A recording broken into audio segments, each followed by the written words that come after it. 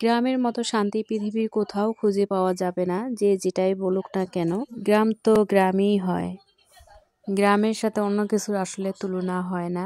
গ্রামে যে শান্তি পাওয়া যায় সেটা শহরে গেলে মোটেও সম্ভব না।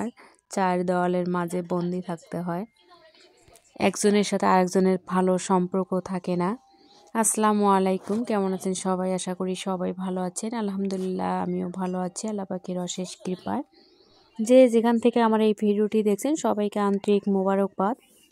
গ্রামের মেয়ে বলে কথা, গ্রামের মানুষের একটু অন্যরকম সাহস হয়, যেহেতু ছোটবেলা থেকেই গ্রামে মানুষ হওয়া, আর গ্রামের মানুষের এই সাহসটা তো থাকবেই লাফালাফি করার।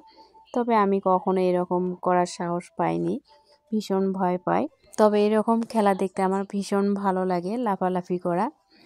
মুক্ত আকাশের নিচে দল বেঁধে ঘুরে বেড়ানো বিকেলে খুবই আমার কাছে ভালো লাগে। এখনও আমার ওই অভ্যাসটা রয়েছে, বিকেলবেলা একটু হাঁটাহাঁটি করা।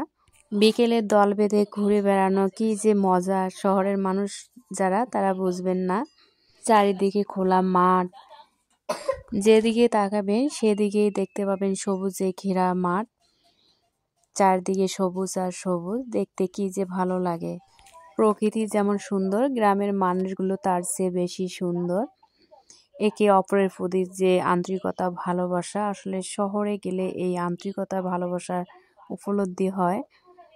শহরের মানুষগুলো যে যার মতো ব্যস্ত, কেউ কারোর দিকে তাকানোর মতো সময় নেই।